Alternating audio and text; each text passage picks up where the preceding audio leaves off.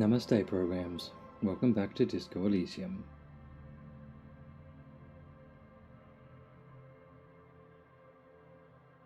Namaste programs. Welcome back to Disco Elysium.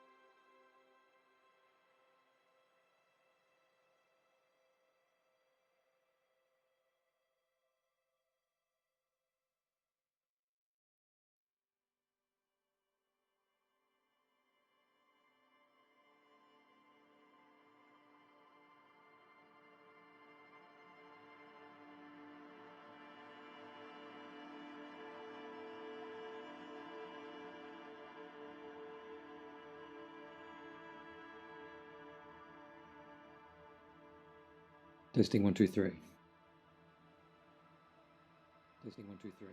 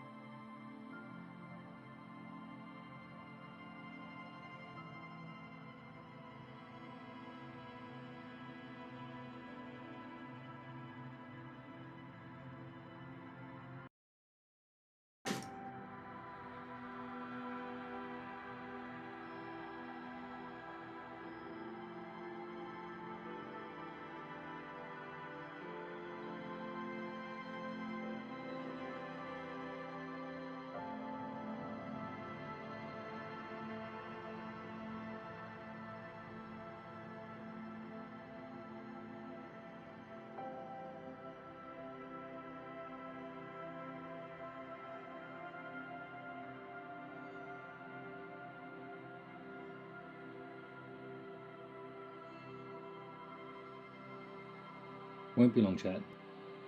Won't be long, chat.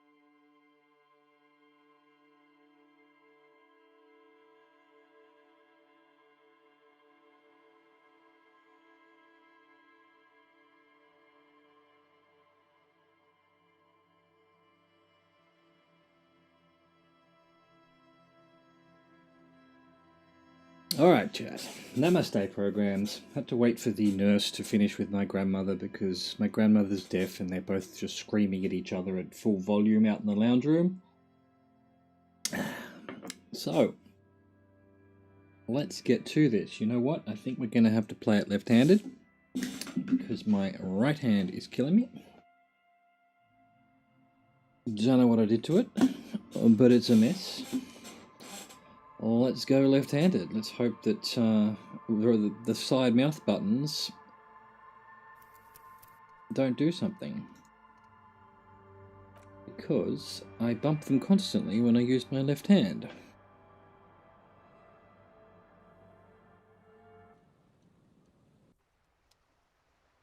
Alright, where were we? We talked to the little girl about all of that, of which none of it was particularly important. This is a book about pate.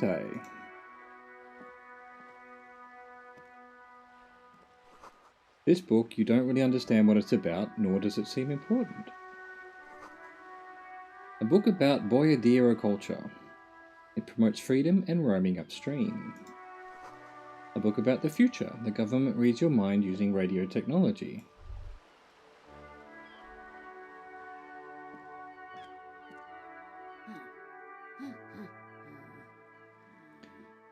You see a sturdy woman humming to herself. She seems to be browsing books.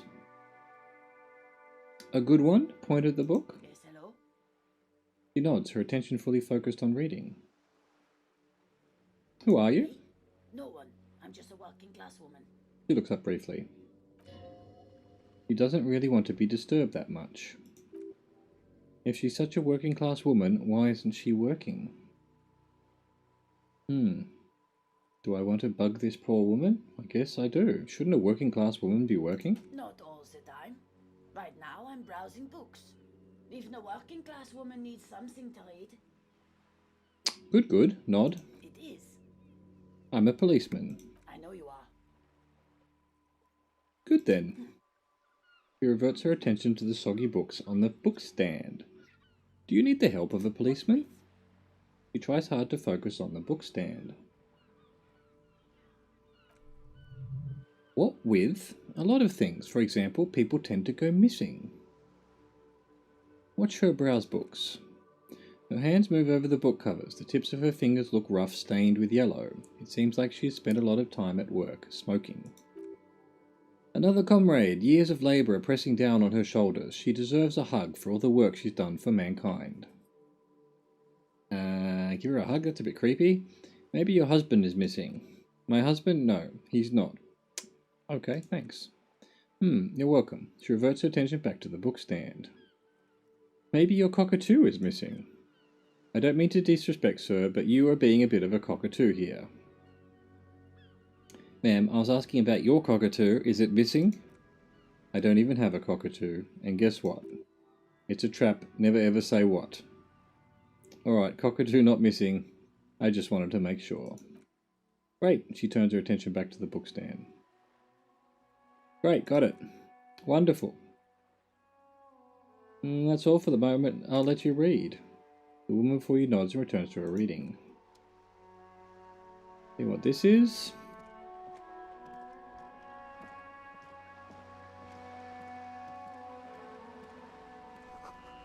Two Capeside Apartments, Martinez Pier. 2 Roundabout North. A map would be useful. The ad reads broken window. Tips has windows.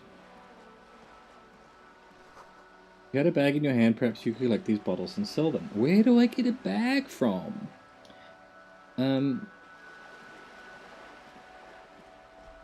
I think... Oh, hang on. What have we got here? People playing pétanque. What's this? This coin-operated viewer has been banged up inoperable.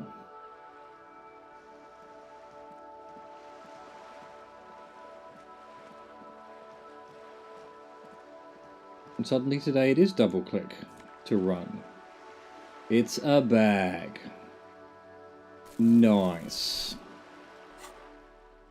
Well, This plastic bag has Frit written all over it in dynamic, forceful manager that implies great prices. As you crack it open, a multi-gust of air flies in your face. Smells of yeast and beer, a perfect place for tear. Alright. Equip that. Oh wait, I can equip it in... Oh, held left, held right. I can equip two things. What's this? Flashlight?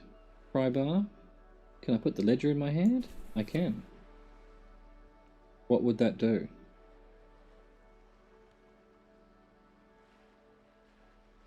Oh, I wonder if you have to have this equipped to get the bonuses from items. In a -2 authority. Ah, so you have to equip it. Do I want -2 authority? I guess, why not? What does the bag do? Nothing. It's only when I equip it do I get that. Understood. Understood. Now I'm walking around with a book and a bag. That's how cool I am. Alright, well, let's start collecting bottles. 10 cents. Jesus Christ. It's going to take all day to make 20 euros or whatever it is. Real. A splatter of bullet holes lines the walls. So why was it yellow?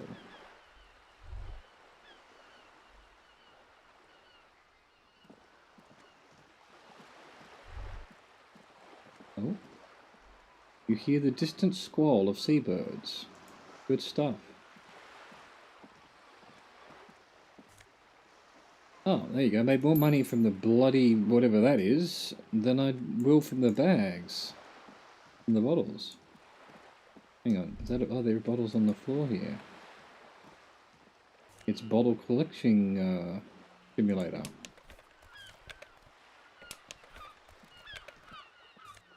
Oh, still exactly the same. Bottles and cans everywhere. I've already forgotten where I do that. It was in the fritter that I could sell them, right?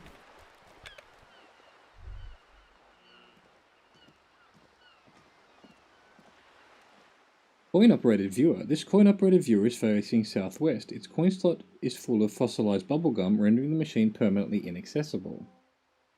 Ah, this would be another... Last time I got morale. Look inside. A thick layer of graffito covers the lenses. You spell out the word ONUC written on the other side, with an N and a C scribbled backwards. Mr. Cuno again. That's Cuno on the lens, obviously. Shift your focus to the background. Under the graffito, a sea of blues and greys appears. Behind the water lies a coast studded with concrete and reeds. On it, a church on stilts, lanky weather-worn wooden planks, and X-shaped cross topping its tower. You know this to be the star of Pericarnassus, or the Cairo, central symbol of the Pericarnassian Church. A star, a great moral height to be strived towards. Around the large wooden building you see chunks of sea ice gathered on the beach, and a small tent set up on the ice. Vandalism, shake your head. The mute machine is unable to confirm or deny your theory. But yes, it was vandalism. Poor little viewer. The metal feels cold and wet under your palm. It looks unhygienic. Oh, fantastic. Oh, what have I got here now? Well, why was that telling me anything?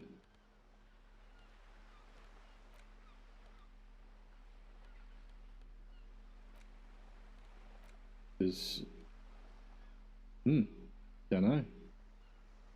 Don't know. But it was flashing. I don't know why. Must have been when I got the bag. Didn't look at it. Another 20 cents. Fantastic. This coin operative viewer is facing south. The instruction manual says to insert 25 centimes and pull the handle while looking inside. Then use the focus knob to zoom in if necessary. Why place a tourist attraction in the middle of such poverty? I need to save my money. I can't afford that. Let's have a quick look up here. See where this leads. Pick up a bottle.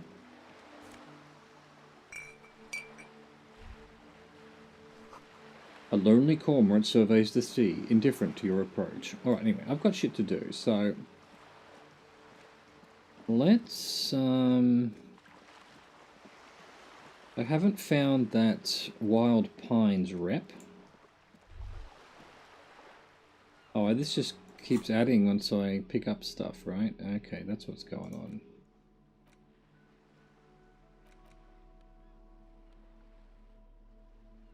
on. Interesting. Okay. Oh, what happened to the people playing... Oh, they're here. But they're up higher. Have you no shame? Whining about your back every time you bring out the measuring tape? The man says to his partner. Honey, you're a man with a fork in a world of soup. Please, let's just try to enjoy the game, alright? The other one is eating a big sandwich. I am trying to, but you keep breaking my concentration. You're old, I can see that. We're both old. Now, stop grabbing your ass like it's a girl. These manly men are playing balls. This is a ball game. Grab a ball and play it. Don't ask questions. Shoot first. Ask questions never. Alright, I got this. Ball time. That's the spirit. Don't even waste your breath asking about the game. They wouldn't know anyway. They're way past their prime. We've got a 92% acting without hesitation. It's a red, but it's 92%. I will lose that +2 if I don't do it. Let's do it. Uh-oh. Did I get knocked out? No? It's a mini game? No?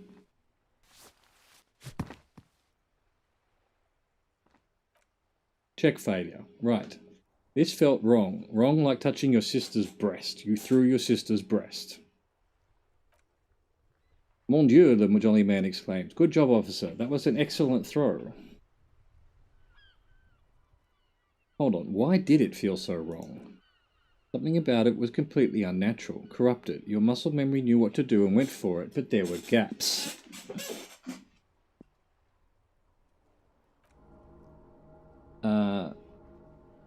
Morale critical.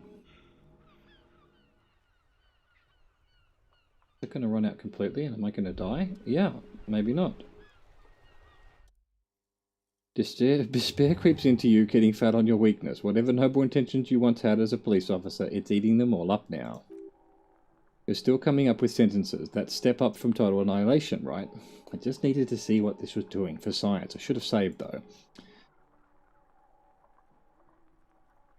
I'm seriously running out of shits to give. To hell with all of this.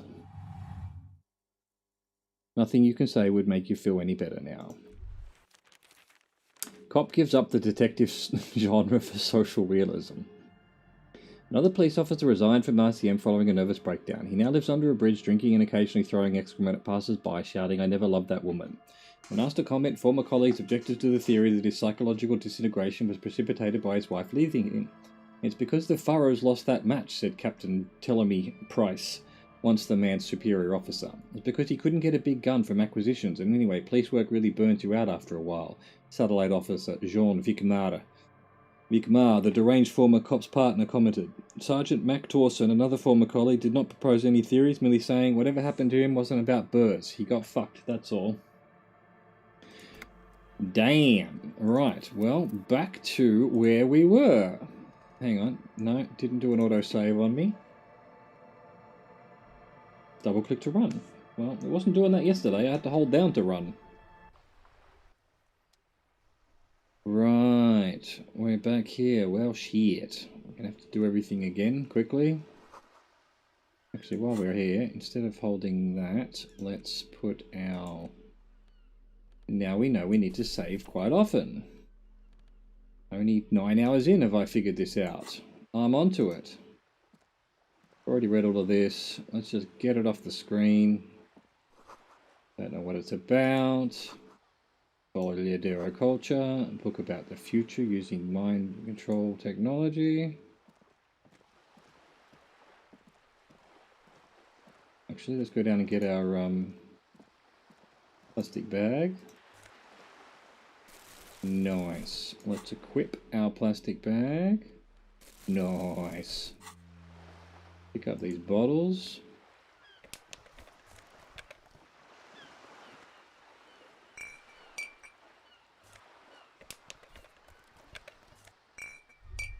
More? Nope.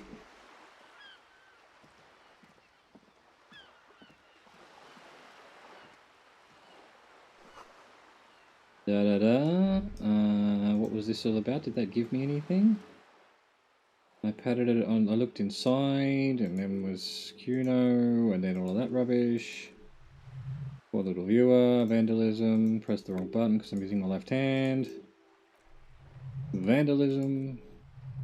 Leave. In case that's important later. You never know. Grab all of that. That one was the coin operated one that I didn't want to spend money on.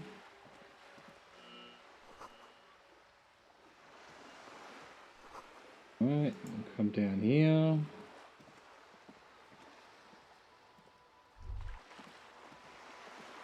You hear the distant squall of seabirds. Hey, is that more money than it was last time? Rando? Is it random, really? Got the bullet holes over here. Okay. Did I ever look at this one? I don't remember.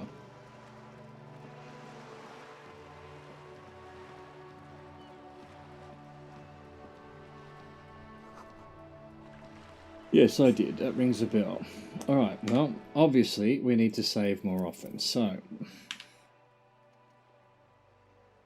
let's do that. Save scum extraordinaire. Have you no shame? Yeah. Money. Yeah. We had all of But that. you keep breaking Alright, my I got this ball concentration. time. You're old. 92%. We're both old. Now stop grabbing your ass. Why like do I it's a fail girl. the 92? Oh, so this is different now. Oh, well, I feel like I've saved scum there. Didn't really. You're immediately surprised by the ball's lack of weight. No matter, you make it work. Let go. Be the ball.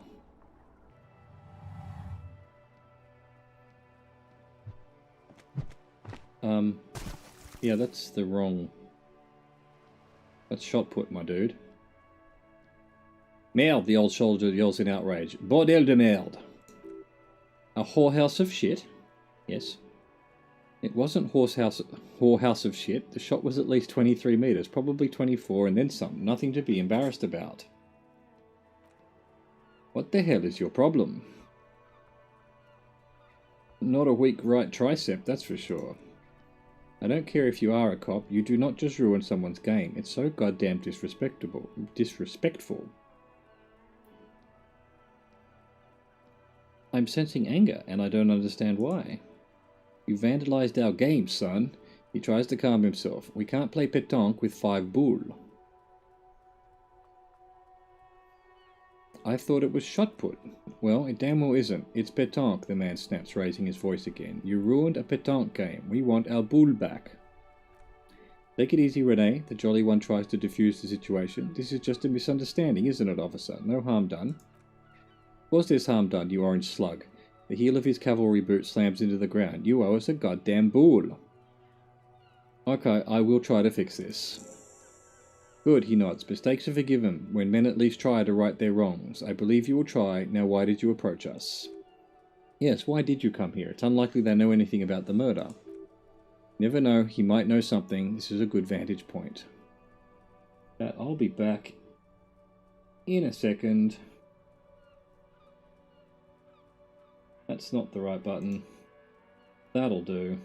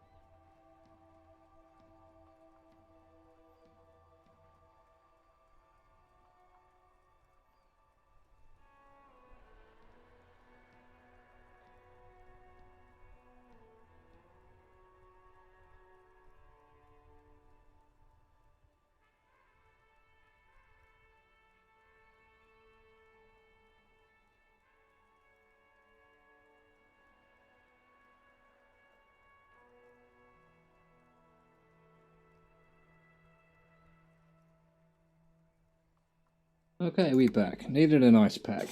My hand is not happy. Alright, there we go. You know anything about the man hanged in the backyard of Whirling in Rags? Unfortunately, I don't, he shrugs. Unlike most of the locals, I have no qualms about assisting law enforcement, but this affair has passed me by completely. And most of the locals... In Martinez, the union is the law, so you can really blame them. So can you really blame them? But you don't have a problem with cops? Cop is a pejorative term. I don't have a problem with policemen. On the contrary, I admire the effort to bring order to our streets. He doesn't know about the crime. Your time is better spent discussing politics. What about police women? I'm confident that they are indispensable in regard to all the paperwork and other administrative duties. There are no duties RCM women couldn't carry out, but you must agree that nature in her infinite wisdom has made men more fit to perform certain, more challenging tasks, don't you, officer? No, I don't think there's any evolutionary inequality at play here. Really, officer? He smirks. Match an average woman against an average man in a dark alley and see who comes out on top. Gender equality is a very noble, very modern idea, but in real life primal roles prevail. But I do not wish to discuss this matter further. Yeah, me either. When it comes to who can shoot better as a cop, it doesn't make a fucking difference. You seem to be playing in a crater. Yes, the man nods. The terrain here provides an interesting variety to a familiar game. You know what created it? I do, he nods, straightening his back. Fire from heavy artillery. Okay, it's a crater left by artillery fire. But why? Why what? Why was heavy artillery used? Because that's what happened when communards hijack your country, execute your supreme leadership, and turn your capital into a slaughterhouse. You use heavy ordnance to clean up your home. Did you use artillery fire against them? Sadly, no. I was the foreigners who brought them to their knees. It was the foreigners who brought them to their knees. We fought valiantly, too valiantly. So valiantly we got licked, he adds, squeezing a ball in his fist. Should have fought dirty, like they did with their suicide sex cult propaganda and mad anarchist women strapped to shrapnel bombs. We didn't know, and we lacked caliber. God bless him, but the suzerain's cannons simply weren't big enough. It was probably a bit more complicated than that.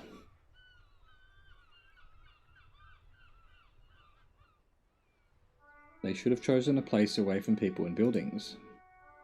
This place is the damn beachhead, son, he says, pointing to the bay. They had to soften the commies up first. The beachhead? Yes, he nods, inspecting you with some disdain. The military-coordinated amphibious landing to take back Revachol. Martinez was used as one of the 3 footholds in Revachol during Operation Deathblow in 08. The other 2 are off in Stella Maris and the Delta. He points to the northeast. Nod thoughtfully and turn to look northeast. This here is Blood Ground, where Coalition boots first made landfall and cleaned those rabid dogs out, most likely, he says, looking down at the soil. We're playing pétanque on their mangled corpses.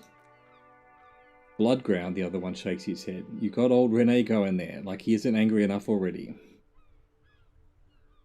Ah, that explains all the war damage. Damn right, son. They laid the fire of hell on this city before they stormed it, and it worked too. There is a strange gleam in his eyes. The rest of the city got cleaned up, but Martinez they keep as a monument. A dark shadow runs across his face, and now the Union Socialists are practically running the place. Oh, it's your own damn fault, the jolly man remarks. You, we, the Coalition, Revachol, whoever you want to blame, never finished the job. Officially, the party never surrendered. Of course, they still hold influence. You don't even begin to truly understand the players on the table, let alone the specific circumstances surrounding the... He stops mid-sentence and turns to you. What do you think? Thinking men have opinions on these things. Present one.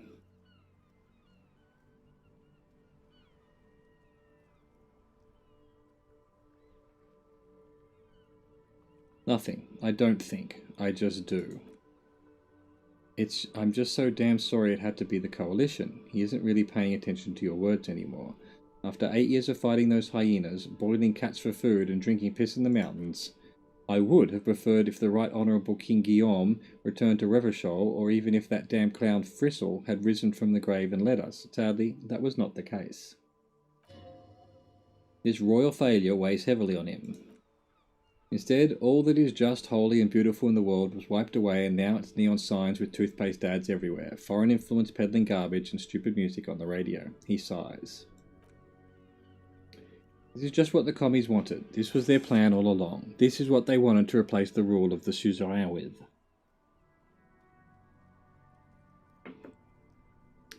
Who was this Fristle? Damn Fristle, he was the king we couldn't protect. The carabiners failed him, and the crown. The old veteran falls silent and massages his chest. He died in the hands of the hoi polloi in a very public execution. He starches as he says that. It makes him smaller, admitting they left the king to the mob. You mentioned Guillaume. True king in both blood and mind, led Revachol before Fristle. He would have been better, but the damn commies drove him into exile. Some manner of self-deceit is present in his thinking. Sounds like this Guillaume abandoned him and he doesn't want to admit it. What exactly is a suzerain? The suzerain is the king. Has everyone forgotten already? He then slowly nods and says to himself, they've forgotten already. No use talking to you. You were still in Daddy's balls when it happened, when we took our last stand against the filth and rode the cavalry straight into the gunfire. 17%. A white check. Good to go. All you observe is a veteran refusing to let go of the past in his old uniform. This is not uncommon. He catches your glance and nods. This is the uniform of the Royal Carabiners in the service of Fristle I, Guillaume le Lion, and the valiant King Philippe V before him. Don't you mean Fristle the Fun? You do not speak his name, Craven. Although he was a clown, he adds, he turns his back to you. But he was our clown. Ours to ridicule and to mourn.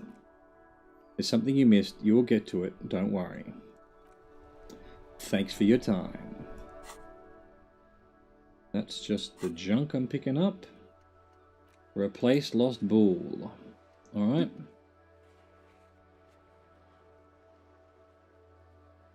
Similar looking metal sphere. Fine.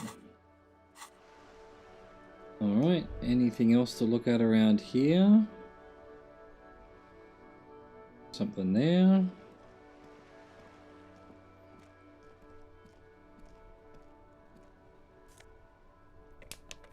What's this? Enormous bulls worthy of a real man.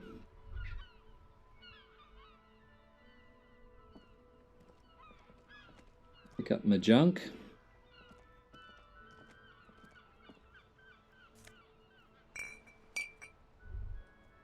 More junk.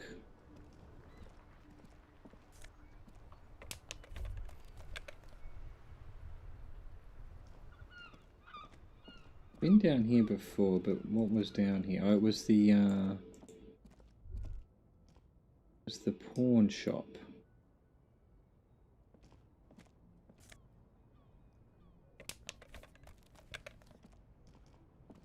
This guy's new. There are clothes inside, cheap second-hand clothes, smelling of strangers' body odors. Don't be shy. These are premium class clothes. Good quality fabrics, best retro design. Save the economy with your style, officer. Save the economy? That sounds off. Save the economy? What are you talking about? Haven't you heard, officer? We've got to be economically conscious. Recycle your cash, keep it in circulation. Don't buy new things, buy eco. Thanks for the advice. I'll try to be more economically conscious. Very cool. The economy thanks you, officer. Browse through the box. Find your hams deep in tattered and faded garments made from weird polyester blends that make your body itch and sweat in all the wrong places. The box smells like cat piss or like an old person with no money. Economical but also trendy, the street vendor shouts. Look first hand, buy second hand, keep the economy moving. Find something worth salvaging from that pile of rags. 83%. Let's give it a go. Failure. Really? No good. Or you can come up with some treated wool pants. You can tell they're too tight around your thighs and too loose around the waist. Touch them. They itch like hell, like an itch pit in hell. All natural materials, see? The street vendor interrupts, guiding your hand over the fabric. Real wool, 100% skin friendly, and they're yours for only 2 real. I do not want the itchy pants. Thank you muchly. Got a box down here. A pile of cheap sunglasses in a small box, for a variety of shapes and colours. You like sunglasses, officer? I've got the latest styles right here. The vendor takes a pair of sunglasses and sticks them under your nose. Try the shades on. Abort, these are hideous. What's more, they don't even fit your face. You can feel them pinching your nose and chafing against your brow. Damn, officer, you look like a mega secret spy. Very secret, the man nods eagerly. They're practically made for you. I'll let you have them for 2 real and 50 cents.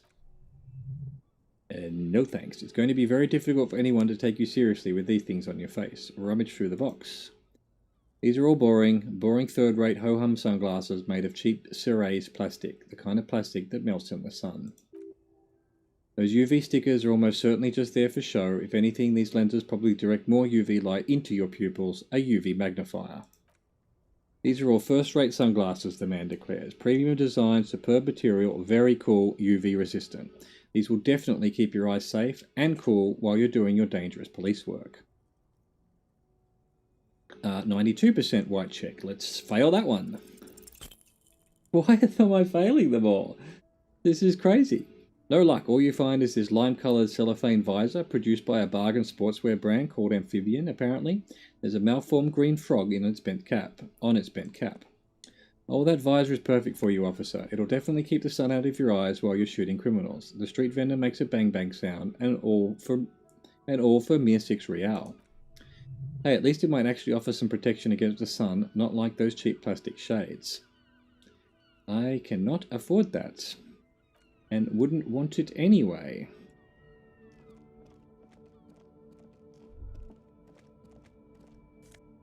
Give me my junk. There's a junk here. That one is all blocked.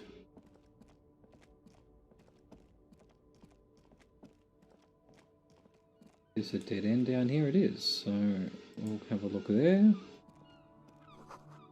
Water lock out of order. Water lock out of order until Wednesday 7:15 AM. Is this? I know what day it is. I do not. Man on waterlock. Good morning to you, officer. A burly man hangs out by the waterlock, carving up a general serving of salami with an old hunter's knife. His eyes are fixed on a man stranded on the other side of the waterlock, on an enormous billboard that has fallen down into the canal between them. You know what caused this wreckage? Point at the smashed billboard in the canal. I wasn't here to witness it, but those look like tyre tracks on that sign. Weird, huh? Then again, plenty of daredevil drivers in Revershoal. Too bad it also takes a year and a day to repair anything around here, especially a waterlock. The rest of the coast is closed off until then.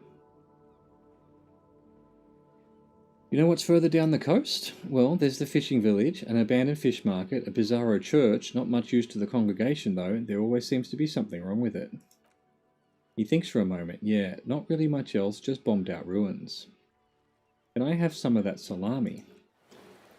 Sure thing. Oh, bonus. He cuts off a slice of salami. It is salty, it is savoury, it is chewy. The hangover only makes the salami more tasty. Right, bye. Yay, an autosave. What triggers the autosaves, I wonder? Can I not butter sign down?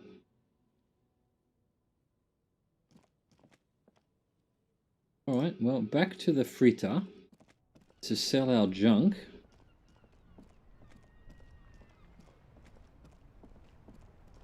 Oh, hang on, it's more junk, right? No. Oh, this guy's different. So everyone's different every day, I take it.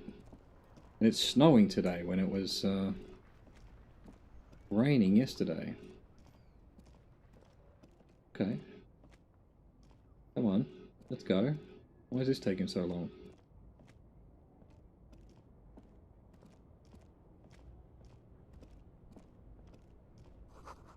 Bold slogan, Humanox covers the truck.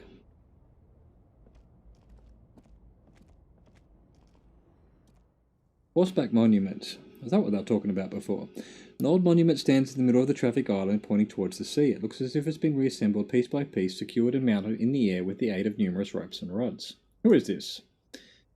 A silver plaque on the statue's pedestal reads, I am Philip III, the Squanderer, the greatest of the Philippian kings of Revachol, son of Philip II, the opulent, father of Philip IV, the insane. As you look up, you notice something about the statue. There are some odd indentations on the king's chest piece.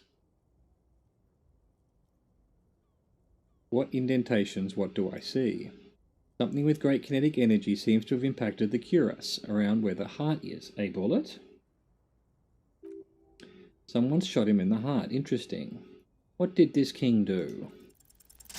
Yay! Even by the standards of the Philippine kings, old sumptuous Philip was known for his profligacy. Can't say it. In what way? Well, he blew through the whole national treasury, starting the decline of one of the penultimate century's greatest superpowers, the suzerain of Revachol. His own maladministration foreshadowed the fall of the monarchy during the anti-centennial revolution. An end to his family line and the monarchy on the Insulindian Isla. How did he manage to blow through the entire national treasury? Stories have it that he had his bedroom converted into a treasure chamber where he stored unfathomable wealth. Frugarans, bars of gold, ornate weaponry, armour, and various chalices. He called it the Soul Aurum. It was obscene. There were whispers he slept on a huge pile of gold-dipped feathers like summer beast dragon instead of a bed like a normal person. A deplorable farce, no wonder everything went to shit. But wait, you haven't even heard about his fabled cocaine addiction. The what now? You see, old Philip wasn't just good at squandering the national treasury on gold and ceremonial weaponry. He was also a prodigious snorter of nose candy. So he was addicted to nose candy, a bloated druggie. That's what the revolutionaries said 150 years later, right before they emptied out the royal mausoleum and dumped His Majesty's mortal remains in the Insulindian Bay. This is a lot to process. His Majesty Courtiers said it helped him connect with the higher realms. Okay, what is nose candy? Cocaine. Yeah, I already knew that, that's why I didn't ask, but then I thought maybe there'd be some kind of XP, but nothing. Okay, where is he buried now? Beneath the cold waters of the Insulindian Bay, thrown there by the revolutionaries after they cleaned out the royal mausoleum. A group of marble pleurants still surrounds the king's vandalized tomb. A deathly cold wind sweeps up candy wrappers and old newspapers. What happened to the statue?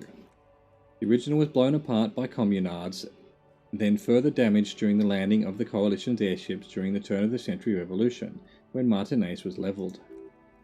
Most historians think the coalition's hasty landing may have ultimately saved the statue. If the communards had more time, they would have reduced it up to even finer pieces. Who restored the monument?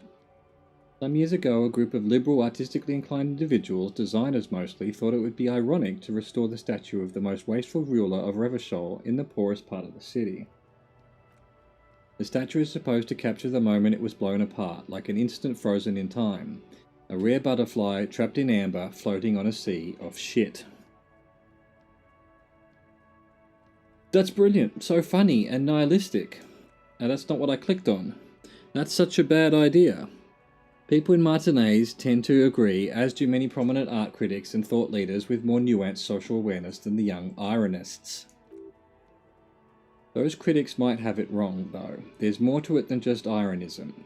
But you can't say what precisely. Perhaps this art mystery will be solved at a later time.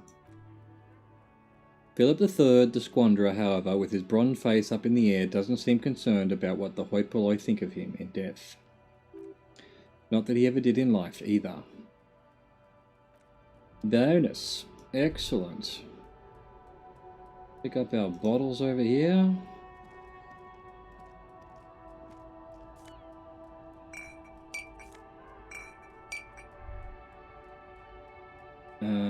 Okay.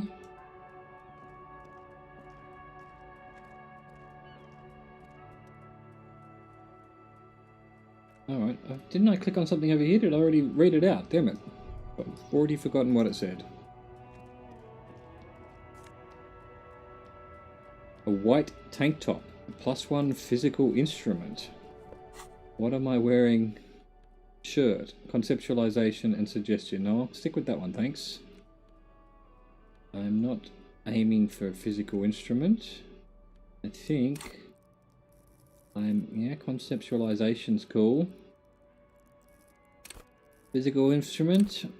Cool for muscle men, bare knuckle brawlers, gym teachers. Yeah, I'm none of those. None of it. What's going on over here? Nothing yet. Okay. Let's do a quick save.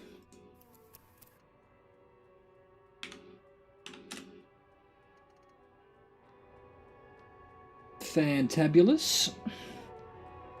What have we got down here? Ruins full of snow. No one lives here anymore.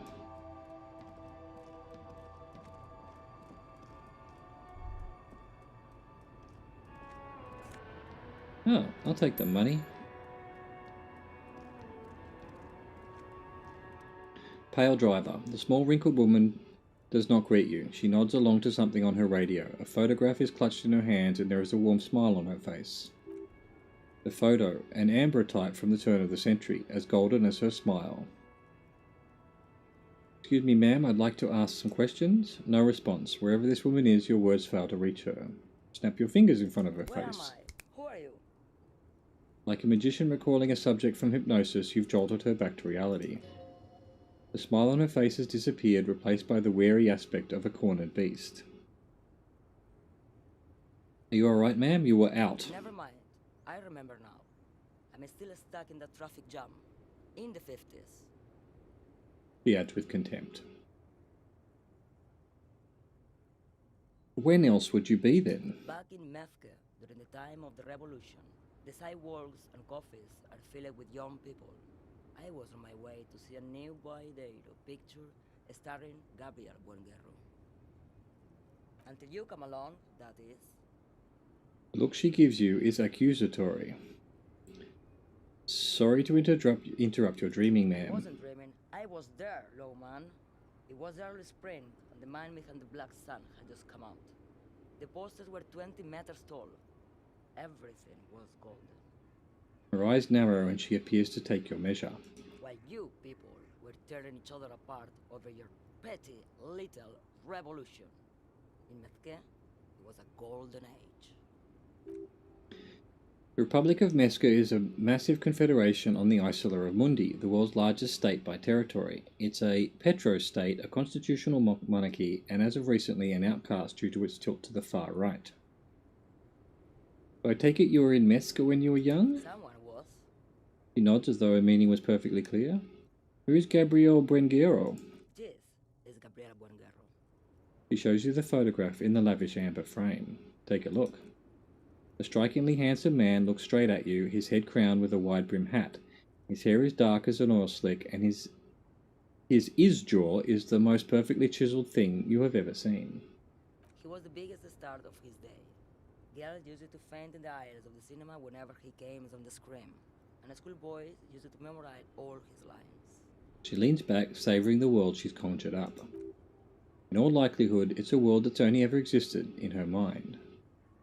Someone, are these not your memories? They are someone's memories, boy.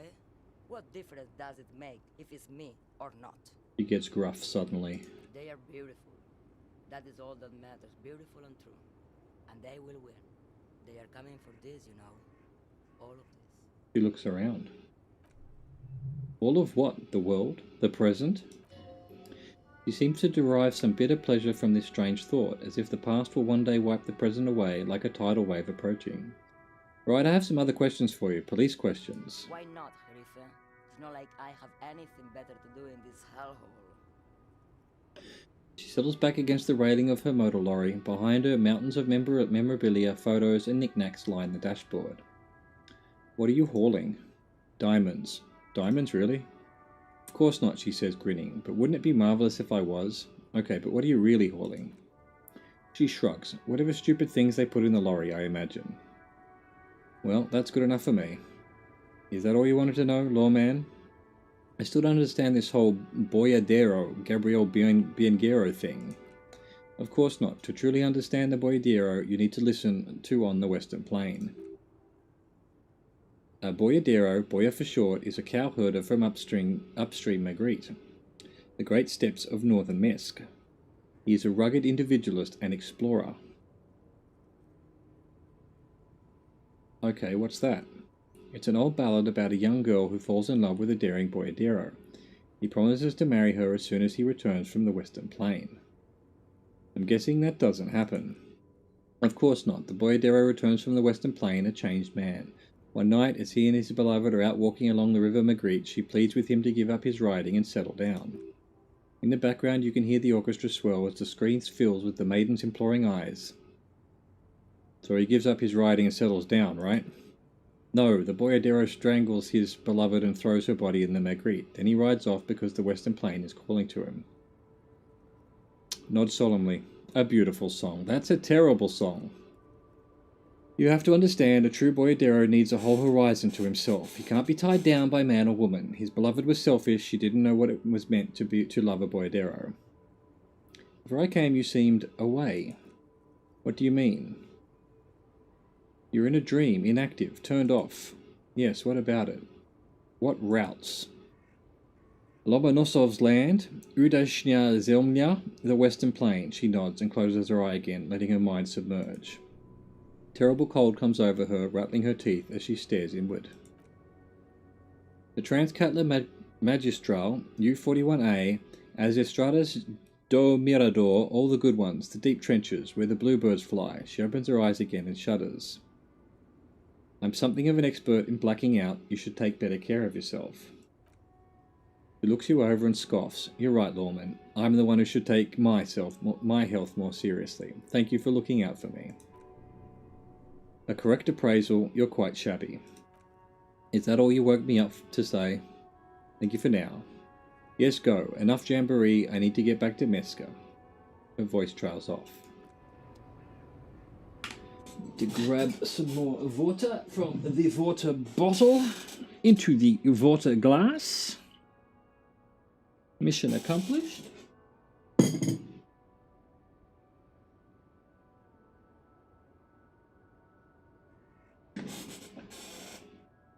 Might as well save while we're here.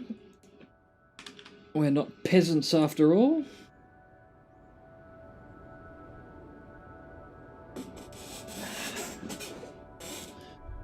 What else we got here? Nothing. Fucking fuck all nothing. Oh, wild pines. Foreign car kept in good condition. A Stazrajko, one of the finest Zimsk made motor carriages ever. An oldie but a goodie.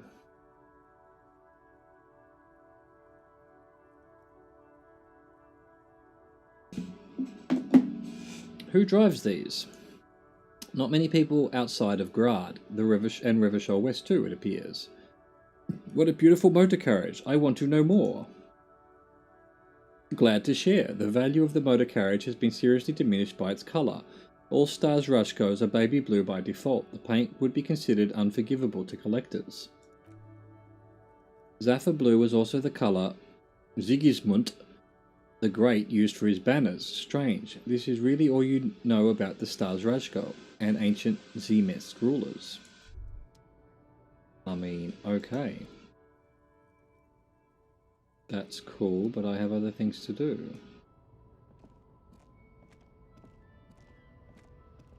Okay, we're up here again. Oh, let's pick up the money. Give me the money.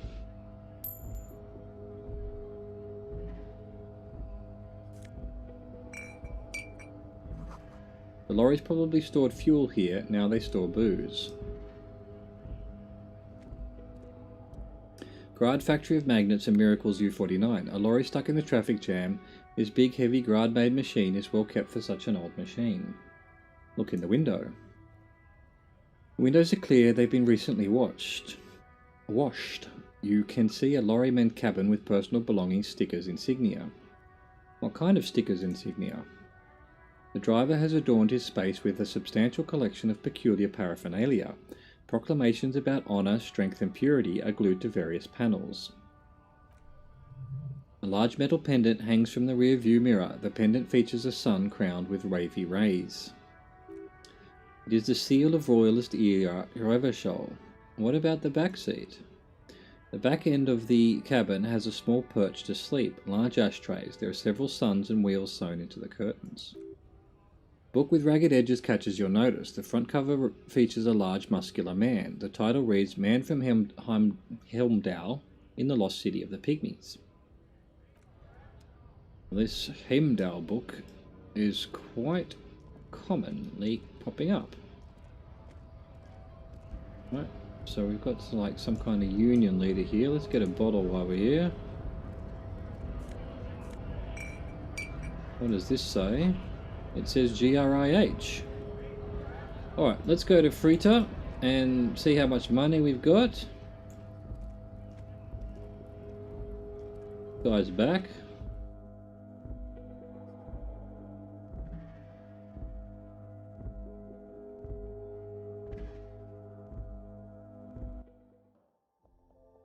Why'd that take so long?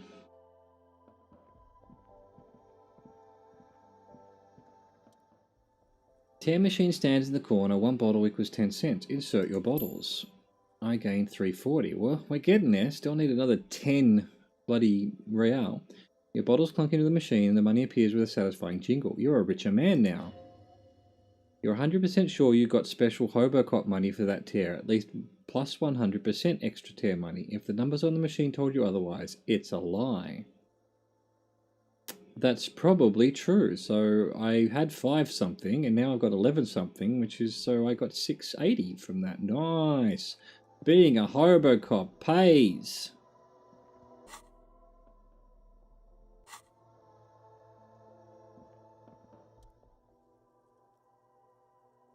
You see several packaged raincoats fill a low shelf beneath a display of croissants and juice bottles. The raincoats are transparent except for the big Frit sign on the back. I don't want to steal it. Packages are small, discreet, sloppily stacked, making them easier to take unnoticed. No need to worry about knocking over a display. What's that? Point to the raincoat. What is what? The girl leans over the counter to see what you're referring to. It's a raincoat. If you want to buy one of them, it's only 4 real. She taps on the glass counter. The raincoats patiently await purchase. Yeah, don't know that I need a raincoat. I just mustn't have looked at that last time, or now it's new. Dunno. Alright, we have to try and talk to this Evrat Bob. Ah, some more money. Give me some more money, that's fine. So let's talk to this dude. Bastards! We have a right to work! The man yells towards the harbour gates. His voice is the loudest of the lot and oddly screechy for a man his size. What's going on here? Pull up and stay frosty, everyone. Cops are here. The broad-shouldered alpha male turns to you. He's a full head taller than everyone else here. Here to fuck with us? Be the honest worker down? No. Good. You're fighting for a cause here. Right to work! Right to work! He chants at the gates. Besides, we're not that different. It helps the people see us talking. Cops and strikebreakers together. Shows authorities are on our side. Builds confidence. What kind of cause are we talking about? Rights of people, rights of workers, to have gainful employment, to make a salary, and feed their families. His manner of speaking is wooden, the tone of voice bland and uninspired, almost as if compiling replies from a set of learned phrases. I don't think I've chosen any sides yet. Might be time. Don't let the fat bastards tread on you. Cops tend to side with the higher-ups, but you're essentially still workers. I don't trust cops, but I can see you understand the right to work. Right to work. Regardless, I have some questions for you. Maybe you should ask them the questions. Like why we're not allowed to make a living here. Shame on you! We have families to feed, you piece of shit. He points his finger at the man sitting on the railing. So do we, scab. The loitering man hollers in return. I actually need to speak with the union boss. Have fun, he snorts. Union shits are on full strike. Don't think they're going to let you through the gates. Why you want to meet that fat arsehole? I'm interviewing people about a murder that took place here, behind the hostel cafeteria there. I know nothing about a murder. His reply is snappy and terse. The mention of a killing sends a barely noticeable shiver of tenseness through him. Interesting. Why so tense? What are you talking about? I'm not tense. Yes, he's tense. Right to work. He again shakes his large fist, then turns back to you. It's shameful, cops doing nothing. You should bring backup, open the gates for us. Blockading gainful employment for workers is a crime. I don't know. He nods. You go take the bastards down a peg or two. Squeeze them a little. Show them the rule of law. He bellows at the gates. Let us work. What is a strike? When a bunch of ungrateful, lazy cockroaches can't get their act together, decide to block honest work for other people. He shifts uncomfortably in his workers' overalls. What do the strikers want? Beats me, they mumble nonsense about boardrooms and workers' rights, while we, he raises his fist and starts shouting again, have the right to work. There's something odd in the way he carries himself. His set of clothing looks vaguely mismatched. The different pieces of the attire seem ill-fitting. Ill-fitting, what does that mean? His shirt is far too small and an unpleasantly tight fit, while the overalls, held up by a belt, seem to fit a man with much more corpulence. You wearing new clothes? He ignores your question, choosing instead to turn to the emaciated workers, raising both fists in the air. The clothes are obviously not his. Silence is the answer. There's something off here, but he won't say what. You've been talking to him for quite a while now. Something is off with this guy. Ask him where he's from. Okay, I gotta ask, where exactly are you from? What's it to you? Deep-set suspicion drips from every syllable. Routine. Part of the investigation. Am I a suspect? His eyes narrow. Done no crimes, only fight for the rights of people. Every once in a while, it's like you can see glimpses of another guy under the guise of this fighter for jobs. He seems a more brutal, cunning and suspicious person. Just a hunch, or you might just be paranoid. Already got that. I'm interested in your background. We're all workers, right? Workers stick together. Came from the eminent domain in Jamrock. Backgrounds in odd jobs, heavy lifting, cargo hauling, cargo hauling, bouncer work. I know the drill.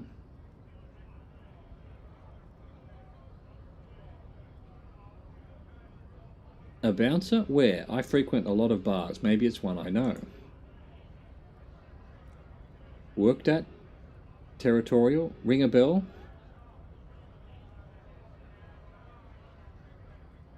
Not right now, but I might have been there. I don't really remember things well. Was a long time ago. The man is quickly losing interest in talking with you. Who are all these strike breakers? Look around. Honest men and women with rights to work. To be useful, not toys for corporate interests.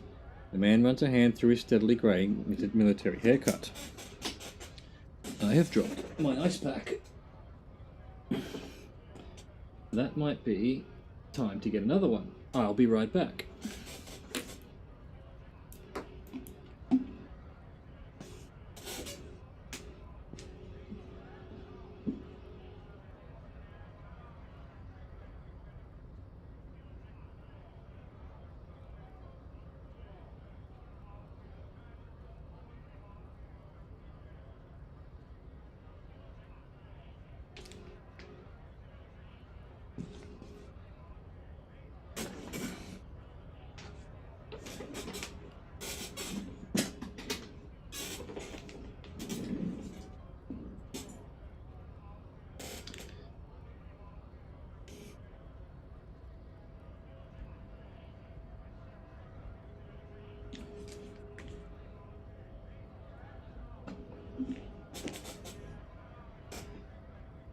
We're growing a haircut.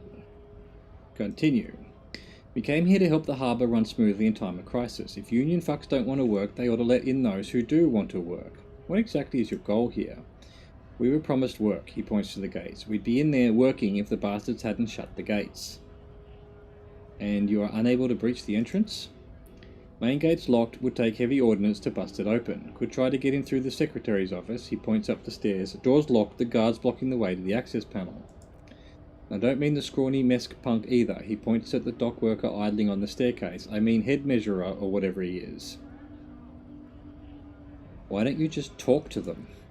Like civilized folk, you mean? The man rubs his chin. These native fucks don't understand civilized. So what are you going to do now? Wait, they might go home eventually, or get drunk, leave the access... Oh, wait! They might go home eventually, or get drunk, leave the access panel unguarded, or the company sends someone to reason with them. I'm just gonna leave now. Alright. Well, back up the stairs here. We've got to try getting past this dude.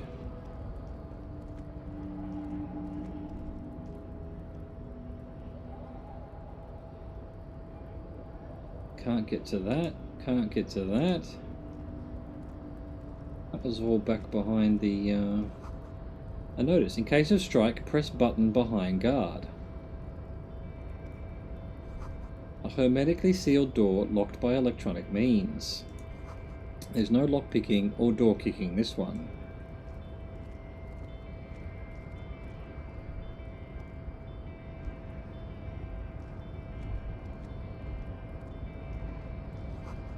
Greater River Shoal Industrial Harbour.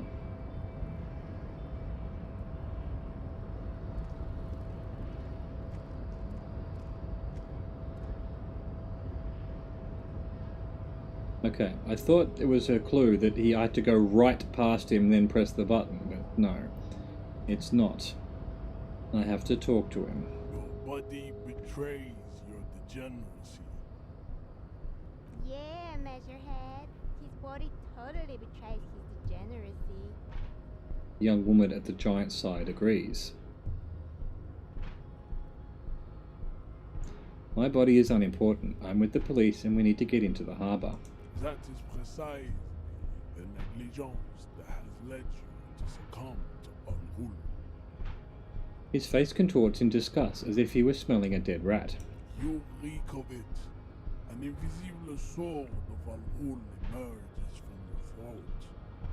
You cannot see it, but others can. It is making the woman in my company sick. You're right, I'm an alcoholic. Now I need to enter the harbour. No, you don't. You need to get another thing. Occidental Haplogroup B4 is done giving orders around here. The influence of the ham sandwich race is waning. Right. Does this remind you of someone? The guy down there?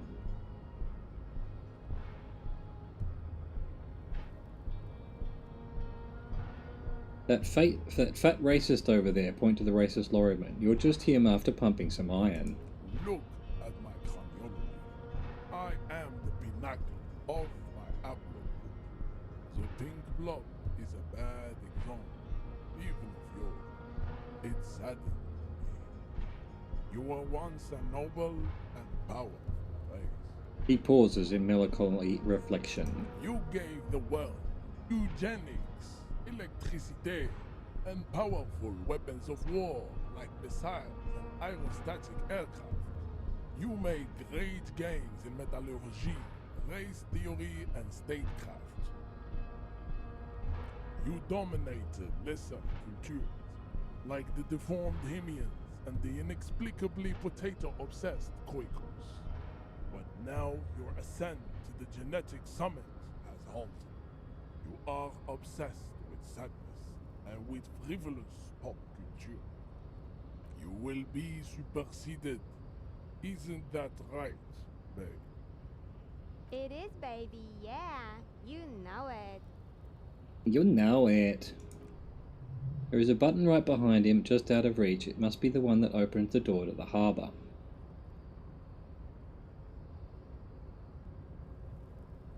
The situation is serious. Your people have probably killed a man. I need to talk to your boss. Enough with this begging. You should leave the stage of history with dignity by inviting the other races to a great world war. Bring your troops to the Seminole Islands and to Boogie Street, and we will pulverize you. When you are gone, we will build a museum. The walls will be lined with bottles of Al Ghul. You'll be lovely, girl. Inside, We will stalk the owls to homosexuality come out, and your microcephalic skulls. It may be a peaceful solution to this. You could internalize Measurehead's race theory. He would take you as one of his own. Wouldn't that mean I have to become a Semini supremacist myself? Well, yes. Why? Don't you want to be a Semini supremacist? So what if you're not Seminis? You can be anything.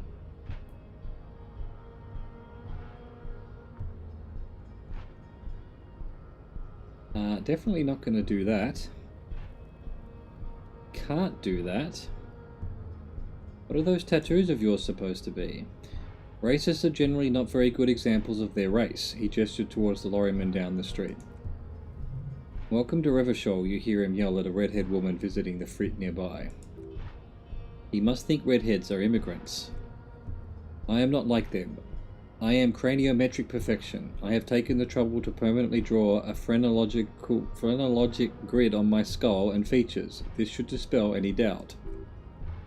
The drawings are precise and look true to their pseudoscientific ambitions. One thing, however, it is not entirely free of throwbacks in the phylogenetic tree.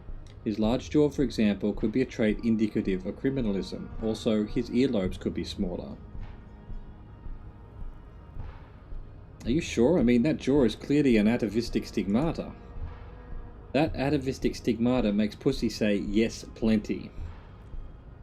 Babe, thanks. The tattoos on his stone face briefly form a smile. But I got this. Isn't Everard the union boss white? Don't be vulgar. White or not has got little to do with this. The race enigma runs much deeper than that. He turned his eyes towards the harbour, seemingly bored with you. Yeah, but you still serve him. How does that factor into your life? Mr. Clare is a man of vision and means. He has the will to confront international capital, something your race naivistic communists never did. Also, to serve is noble. It takes discipline. Your petulant individualism has only contributed to your race failure. It is laxamoronic. Individualism is my jam. Jam, individualism. You have gotten these ideas from degenerate youth culture, have you not? You have picked them up from rock and roll songs. I've gotten it from disco, actually. Offshoots of the 70s people invented disco while having sex under the influence of cocaine. It is shameful upon my race, but what is done is done. I am not surprised you enjoy it so much. This has happened to many of the side products of the inevitable cultural victory of the Semini's race. I don't really know who the Seminis are. I recently experienced head trauma. I can see that. The Seminis are the South Island race, haplogroup A4A, the rightful masters of the Insulindian archipelago. We descend from the Aeropagites of ancient Peloponnesus and arrived here 4,000 years ago. We are the future, that is all you need to know. So you were born and raised on the islands before you moved to Revachol. I am a descendant. The narrow streets of Ulumbria are with me in my genetic dreams. I see young Seminese women walk into the grey mass on Ile de Fantôme, waiting on Immaculate Conception from the Pale. Understood. Good. Know anything about this mug? He does not so much as glance at the object. Put this into the trash lately? Stop showing me your pathetic cup. I have no interest in it. He had nothing to do with it. And yeah, no, I'm not gonna become a racist just to get past this dude. What I am gonna do is go back. I think there was a way to the harbour, was there not? Down with Kuno. Over here somewhere, it's here. Now that I know where I need to be, I'll know what that's all about.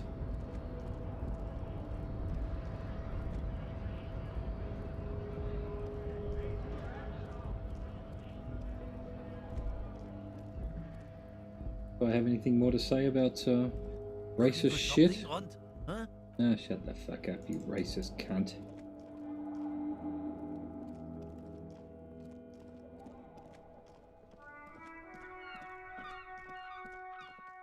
Hold on, was there stuff to pick up here? There was.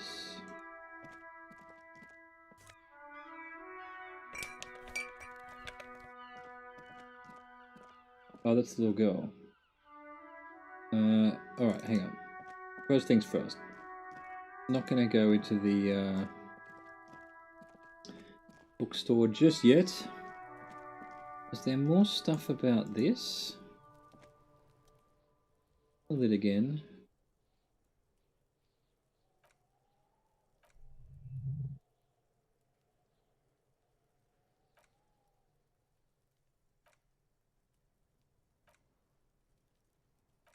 Oh.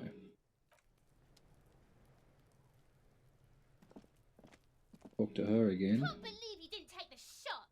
Fucking cowards. Waved your gun around like a clown.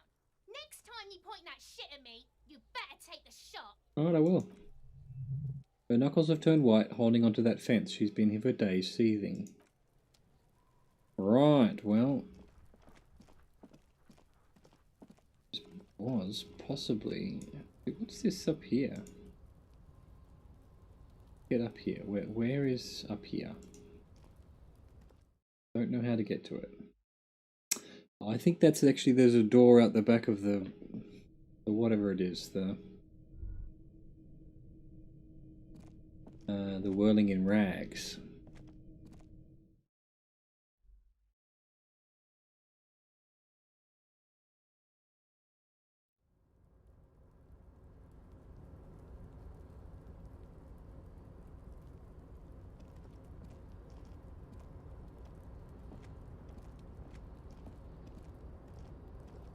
Oh, okay. No, so that's how I get to here. This doorway is going to collapse soon. Restoration pillars keep the ruins together. Postcard, Grand Curon, 37. Well, what is it? This postcard depicts an ill-advised residential area overlooking the Jamrock Quarter. 13-story buildings line the hillside like sarcophagi, and ominous fog already rising from behind. These are the last boom years. In 39, the project fails catastrophically, leaving behind an opiate and hepatitis B-infested slum. Cool. Cool, cool, cool. You know, I don't need to be saving so often. Like, I mean, I could just save over like 21, right? Old habits die hard. So up here, yep, that gets me to there. This is a box. What's this? Nosophed. Do I need health? I don't. I'm good for health at the moment. Okay, hang on, we've got more shit here. Take the money. Take even more money. God, we're getting close to being able to afford our first night.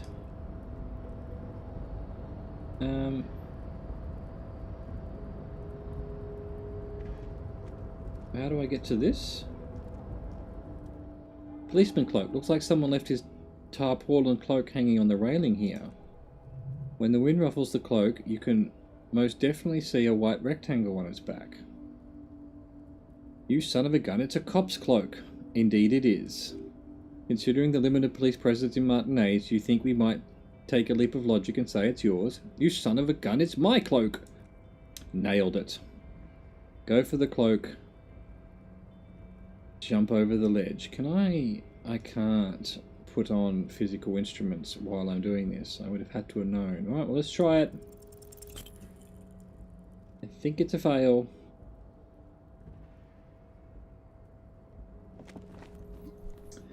It is definitely a fail. Holy well, that's high. You'd have to be a total madman to jump. This is certain death.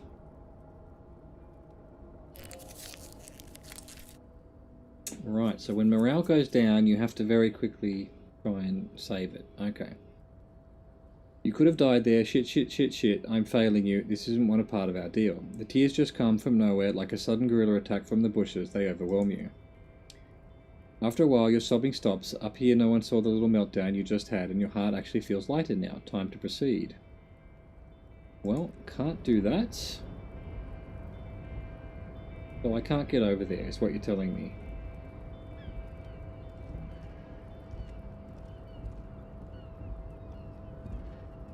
Wait, so that's back into the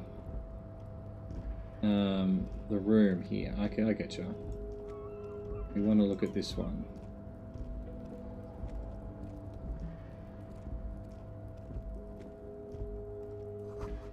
These barrels are half full of rainwater. Oh, I can't get down there?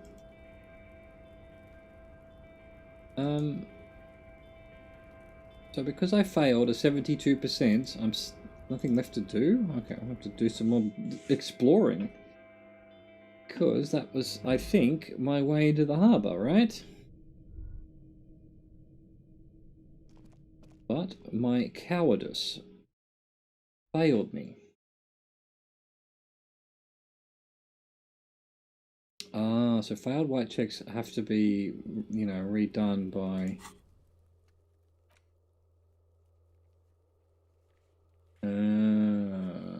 so you have to put something in that, right? Where's this trash container?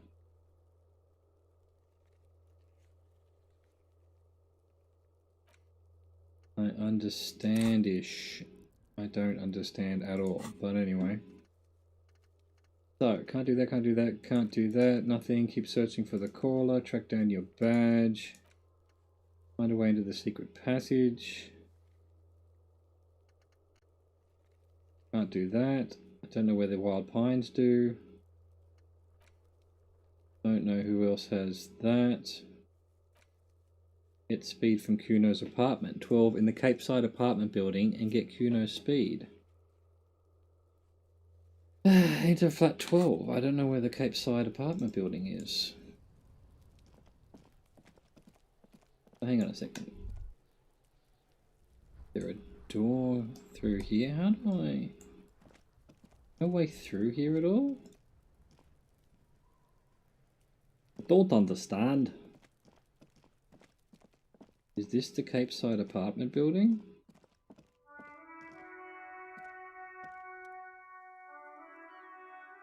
No. Alright, let's see. Main hall building A.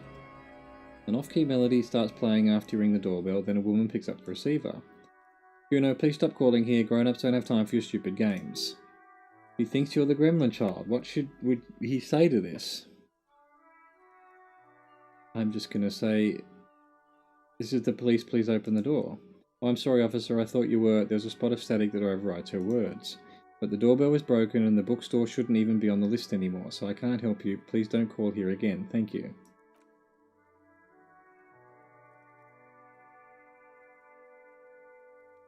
Does any of this... Oiling in rags. I don't want to talk to you. East Delta Pinball. Silence. No one answers. What an ominous name for a hair salon. Doesn't bode well for anyone's hair. Andro Orlando Hair. Okay, true. Arta Mitep's boxing for young athletes and gym. All you hear is static. 24th window. Nothing. Emma's fashion atelier. Wait for a minute or two, but all you get from the call box is silence. No one answers. Fabron's taxi. Like someone has melted half the plastic off with a lighter, the doorbell doesn't work anymore. Slipstream. You hear static from the intercom speaker. It sounds as if someone has picked up the receiver but isn't saying anything. You can almost hear them breathe. Hello, is anyone there? Yes, hello, this is Tricentennial Electrics. This is a woman's voice, crackling and fragile through the static. Have you come to place an order? She sounds almost antique, as if her voice was being played off an old wax cylinder. Her receiver must not be working properly. Wait, but what happened to Slipstream FCA? There's no Tricentennial Electronics on the list. Hold on, Tricentennial Electrics. I thought I was calling Slipstream SCA. My God. Sorry? It's you. My God, I didn't think I would hear your voice again. You must be mistaking you for someone else. Who cares that you don't remember her? Just go along with it. Stand up straighter. Yes, it's me. Here I am again, crawling back into your life. Michelle, just please. She stops and you hear her breathe heavily. Her breath distorted by ancient static. Sounds like a ghost, wind blows through your clothes and you feel detached from your surroundings. Inside the building, a cold memory hangs.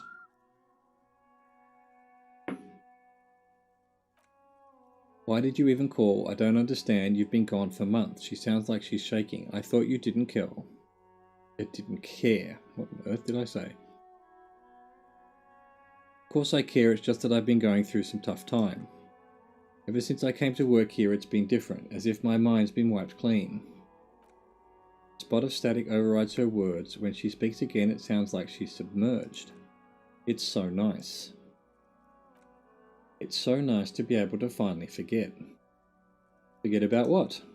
She sounds like she's about to cry. The cold is deep under your skin, as if you're talking to someone who's 100 years away. Somewhere inside the building, water is flooding the cellar floor.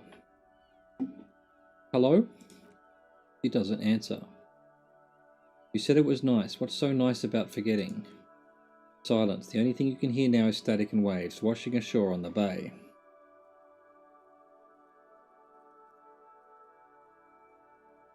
I get it. You don't want to talk to me. No one ever wants to talk to me. Another seagull passes by. It's getting cold standing here, staring at the silent cold box. What in the actual fuck was that all about? Fortress accident. Rover Ice City. Empty card. This button looks familiar, but someone has removed the name card. Nothing happens when you try to ring it. Okay, alright. Don't know what any of that's for, or why, or how. Let's go here and talk to the bookstore peoples.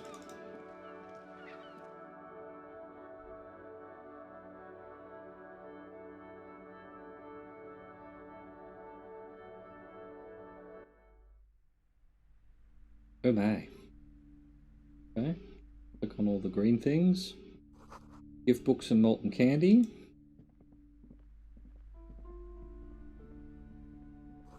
Old sports magazines tucked away in a dark corner. The book collects the national recipes of Arda. They are all about lake trout. Alright.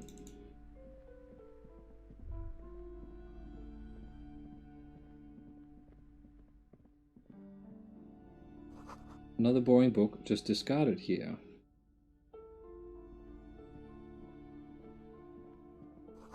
A quaint picture book brochure, very colourful. It's a tome of fascist magic, rather candid. Everyone knows the most interesting thing about fascists was their magic. See what all this stuff is. Shelf for paranormal books. This bookstore is not strictly about crime, romance and biographies of famous people. There's also a wide range of paranatural literature. Storekeep, what books are these? Sir, please no browsing in that shelf. She narrows her eyes. That wisdom is not for free. I can't have you end up like opening a police store next door and stealing my customers. Oh no. Look through the shelf. Amidst the various books you find one written by someone named Matthias W. Dundas. It's about wholeness, unity, balance. These three things are very important to the working class mind. The point of the book and many others on this shelf is to give people medicinal advice in situations where they don't have access to paid health services. Interesting. Various paranormal... Oh, that was it. We're done. Okay.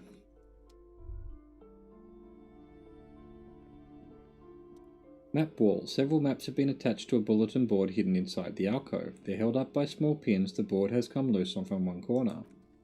The maps look old and faded. Your eye catches a map of Insulinda, a map of Revachol, and a map of Martinez. Look at the map of Revachol. The north coast of a verdant island is shadowed by the delta of a river. It is the River Esperance. Countless bridges put the shards back together, connecting city blocks to river islands. La Delta says a great artificial heart in the centre, teeming with life forms and construction. To the east, rolling hillsides, Le Jardin Stella Marie. Is that pronounced Stella Mar? The suburbs of Saint Baptiste swallowed up into the megacity. They sound rich to you. This is Revachol East. And west of the river? Couronne. It's somewhere to live, not bad. Then there's Jamrock. It's bad. People shouldn't live there, but they do. Then Faubourg is almost as bad, but much larger. Then Coal City. It's the worst. And Martinez? It's so small you can't even see it on the map. No, wait, there it is, north of Jamrock, the strip of coast next to the greater Revachol industrial harbour. It looks downright despondent. It's almost Coal City, to be honest.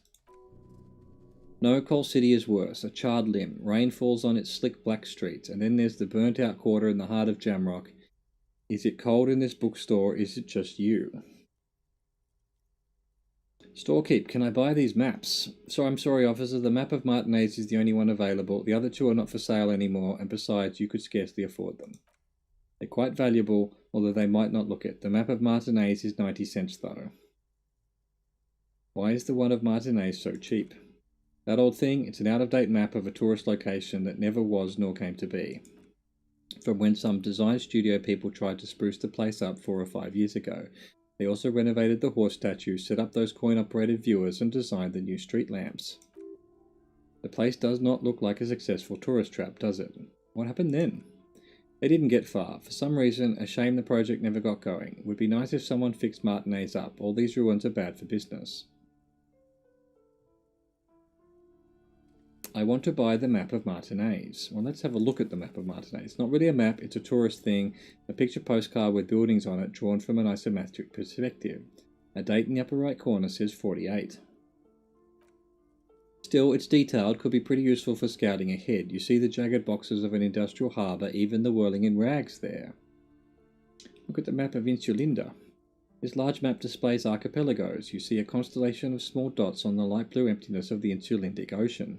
The largest in the northeast is Le Caillou. You are here. Another far away in the southwest, Seminese Islands, Ile de Fantôme. What else? Ozone, Laurentide, Face à la Mer, Archipelagos, North Arcade Islands, all just specks of dust on the vastness of the Insulindic. On the edges of the map, the colour fades into a blur of dotted lines, black and white.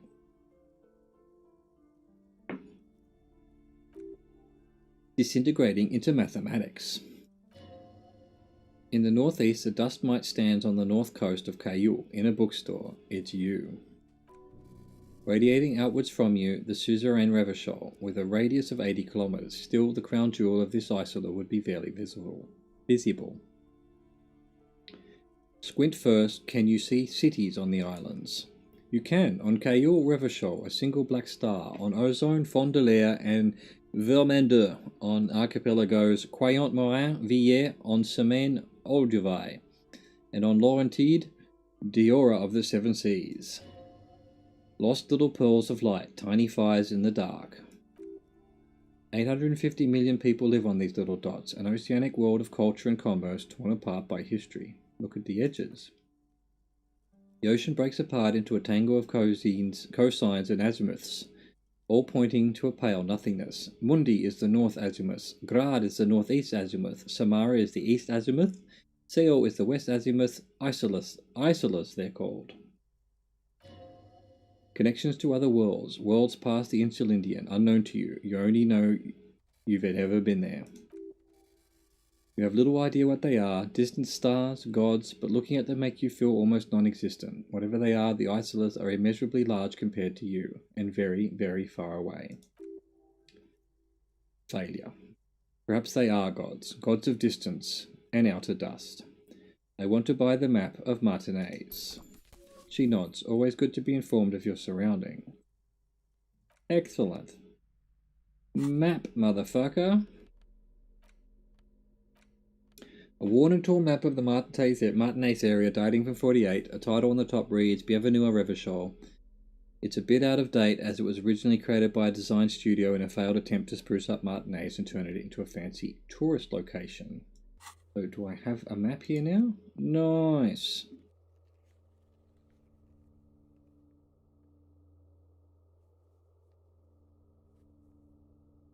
So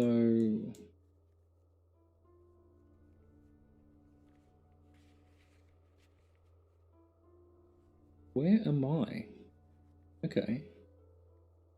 I'm here. But I couldn't go down here because it was blocked off. I can't go up here for some reason. I don't know why. I don't know why the trash container's lit up. Maybe I can go around here? Did I get stuck there? Alright, good to know, good to know. Good to know, good time to save, I think.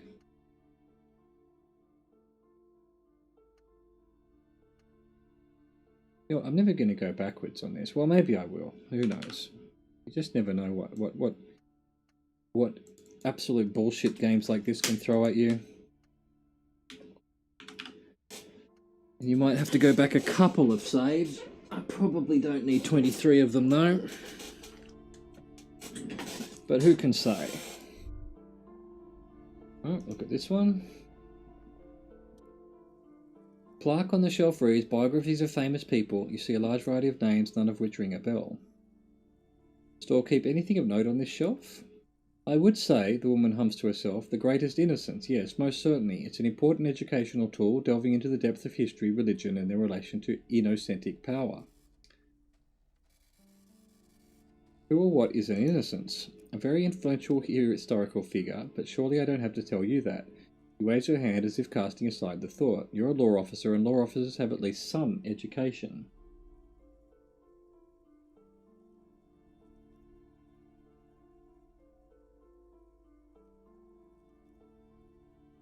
Continue. The book is also very daring. The author aims to re-examine the universal understandings of the innocentic system, creating a fresh vantage point and a shift in the tide order of things. So you recommend it? Certainly. It's prudent for a person to have at least an elementary understanding of history and society. Imagine the chaos we'd be in otherwise. You feel like you should get this one? Definitely. It's important somehow. There is something personal inside. The problem is it's $4.70 and I don't have 20 yet. I'm not going to do it just yet. Browsing through all the books with all their names make your head spin. None of these seem important or relevant. It's all just vapid egoism.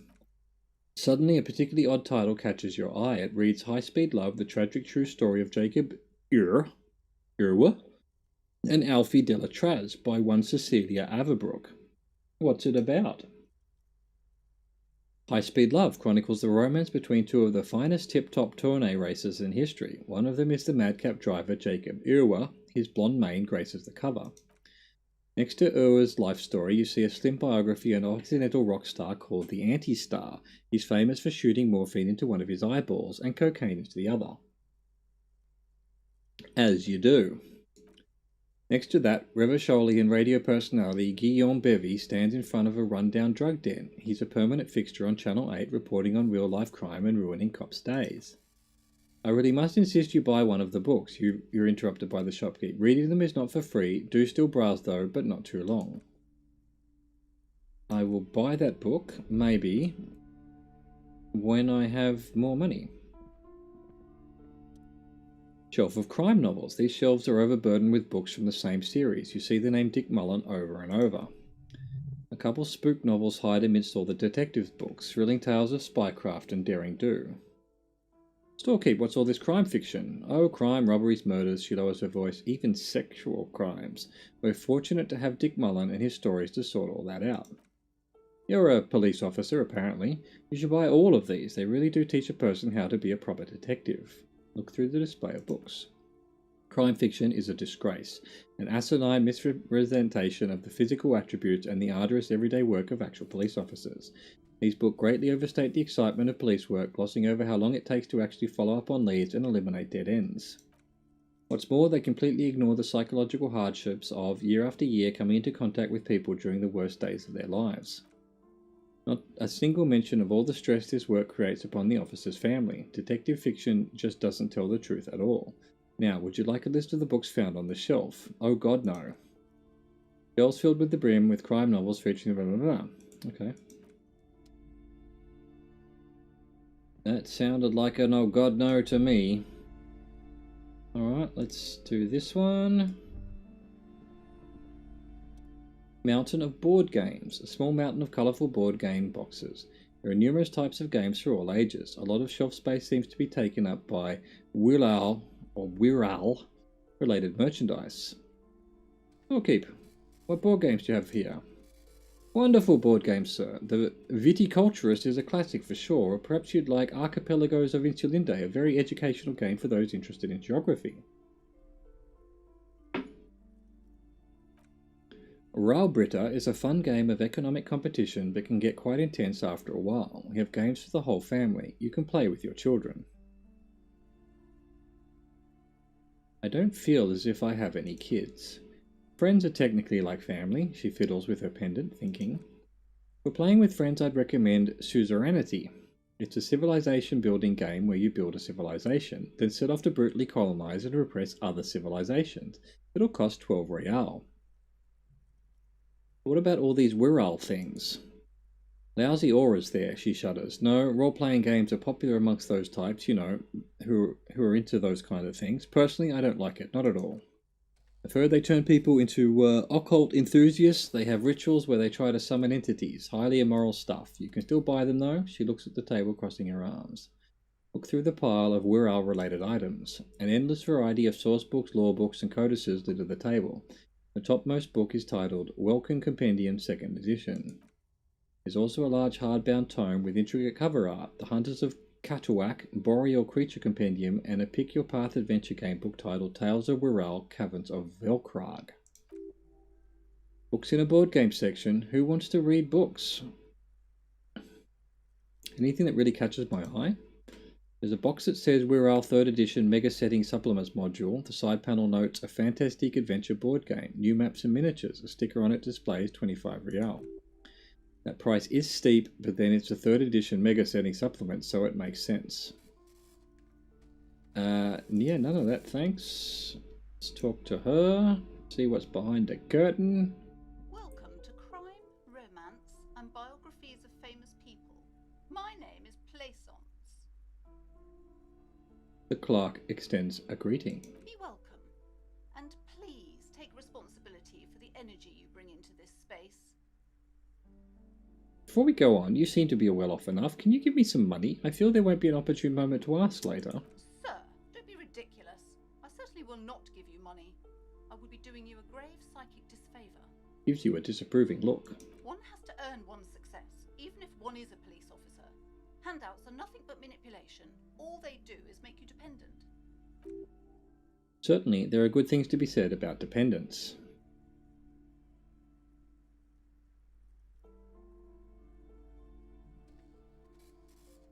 It would forge ties between us working people, good practice for fighting our common enemy. Now, hey there! Sounds like someone isn't taking responsibility for the energy they bring into this space. True. Fighting? Enemy? My philosophy is everyone just getting along. True. So, are you the owner of this store? I am. The proudest owner of our little shop of culture. Her voice, high-pitched, sounds familiar. You've talked to her before through the doorbell. Yes, I did. I remember. Her daughter is the one standing outside the door, right? Annette, yes, my daughter. I hope she wasn't slacking off again with her nose in science fiction. Tell me, was she at her post doing her job like a proper girl? Yes, of course. Wonderful. Did you talk to her? Yes. Great. On a scale of 1 to 10, how compelled were you to buy books after talking with her? Her opinion of her daughter depends on how well she lured you into the store. 10. She's certainly very polite and helpful. My precious, her dedication brings joy to my heart. She's immensely satisfied with the answer. If you have children, I hope they turn out as great as my Annette. Annette's quite the trooper. She's a great value add. As a young girl should be. With the proper attitude, she'll have a bright financial future. All this pressure has made her really anxious. You know she's been chewing her nails? Oh, God, I've told her not to do that. It's such a disgusting habit. Her voice is firm. She'll get over it. Anxiety is part of life. A part of hers too, clearly. I don't think she can do anything about it. She can, if she has enough willpower. That's what's called growing pains. Life isn't easy. Life doesn't give breaks. That is true, and obviously the will of the market, but maybe make an exception for your daughter? She stands stiff and severe, silently fuming. 10 or so seconds pass without change. She's looking for one, but there simply aren't any good arguments for being an asshole. All of a sudden she exhales sharply, her shoulders slump down. Oh no, she mutters. Hold on, I need to invite her inside and apologize. She must be freezing outside. Out there. There, she returns with a nod. I don't know what to say to you. My husband, he tries to teach me business lessons. I have what my mother called a dull mind. All this stress, she stops, but her mouth keeps moving. Sounds like both the husband and the mother treat her the way she treats Annette. Just nod compassionately. Yes, sometimes it's better to let people come to these conclusions themselves. Is she an only child? Yes, I'm afraid so. A real treat she is. It would be nice if she had. She pauses for a second. No, we couldn't have afforded more children, really. Not in this economy. A glimmer of sadness blinks through the well-crafted exterior. Of course, yes, this economy. Exactly, she agrees wholeheartedly. Is this husband Annette's father? Yes, my husband is a successful entrepreneur east of the river. If only he were more involved in the business we're running up here, she says gloomily. No matter, soon we'll both be off for Grand Couronne. And your husband's also involved with the bookstore? He made the initial investment. Since then he's been what you might call a silent partner. Super silent, almost inaudibly so. She told me she doesn't go to school anymore. Pleasance nods. She's been too busy helping me here, so she studied at home this trimester. This is a temporary solution, of course. I assure you, I of all people understand the importance of education. She'll be back in school the moment the store takes off. And hell freezes over? Never mind. It's not a good topic to get into. Alright, I had something else in mind. The woman looks aloof, her features much softer. Occasionally she glances at her daughter's silhouette. What if I want to buy a book? Then why are you talking to me? Everything is on the shelves to browse. Don't you feel compelled to buy anything? She fiddles with her pendant, then waves her bony fingers directly at you. See those shelves there? Go, be drawn. What kind of books do you have? Everything is on the shelves. Take a look yourself. She nudges her glasses. The shelves compel you, don't they? Alright, I'll take a look then. She smiles and nods, seemingly relieved. Farewell for now, book peddler. Let's see what this is. For some reason I'm trying to get into this building, but... Those curtains. You see a set of tattered curtains blocking the way to another room. A strange cage-like trinket dangles from the curtains. Excuse me, officer. The back room is strictly for employees only. Pleasant calls out from the counter. Shopkeeper, what's behind the curtains? Nothing. Now please go back to browsing books. She fiddles with her pendant. Don't you feel compelled to look at the books? The books are all you care about. You trying to witchcraft me, woman? She speaks almost as if she's trying to put a spell on you, urging you to buy more books. Yeah, thank you, conceptualization. I was ahead of you. Oddly enough, the more she tries to draw you away from the curtains, the more alluring they become. Examine the strange cage-like trinket. You see some kind of charm, an irregular polyhedron assembled from bones, sticks, and straw. Inside, a disturbing fish head with empty eye sockets stares at you. From the looks of it, this is a traditional Seminese ward meant to provide protection against ill luck, bad dreams, curses, and other supernatural scourges.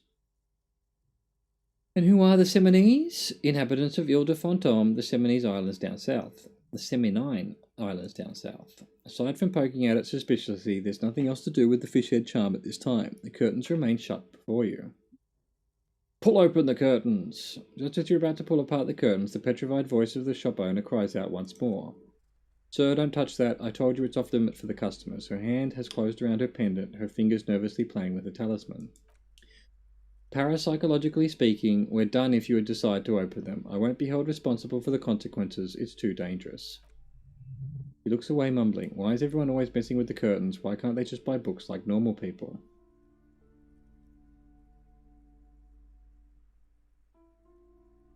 This is about the curse, that's why you're afraid? No, it's just a storeroom for the employees, I told you. Now please step away from the curtains. Ma'am, this is different. I'm a police officer. I need to get in there. Why? It's not like anyone was killed there. She stops abruptly as her hand flies over her mouth, baffled by her own bluntness. I'm sorry, I don't mean to be so impolite. Just please don't go there. I can't allow that. You only make things worse and unleash the powers. The curtains do not seem frail suddenly, not robust enough to contain a slippery darkness. I sense this place calling for me. I must investigate beyond the threshold. You do? She grabs her pendant again, visibly shaken. My God, even more reasons to not mess with the curtains. Just step away, dear sir. Alright, I'll think about it for a while. I don't even know why I'm trying to get through these curtains, so... Thank you. The shopkeeper lets out a loud sigh. Let's just talk about this first, alright? There's no reason for you to venture into the unknown. Talking is always good. Go see what she has to say. The curtains, tattered with age and covered in dust, hang before you, taunting you. Ignore the curtains for now. Gonna take a quick get up and walk around break.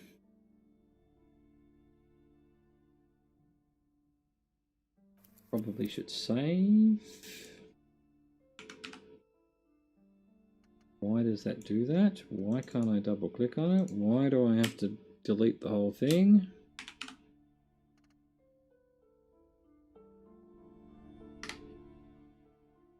We're back.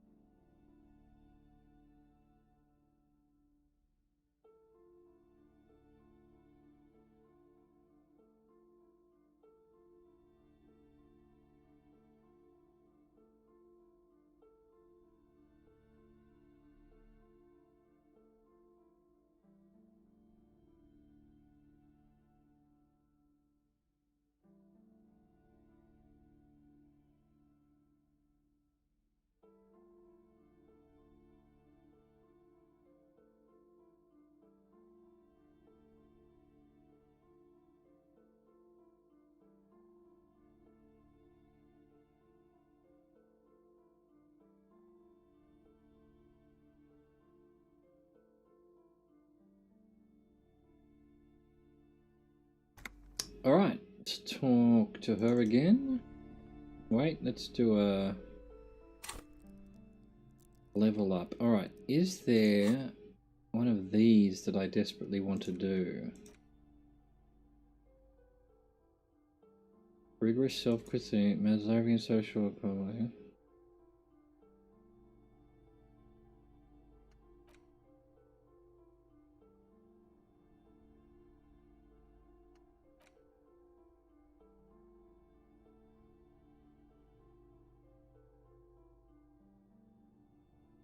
Maximum.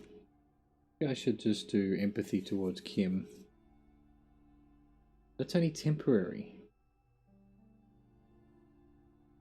I should only use that once I have a reason to need empathy towards Kim.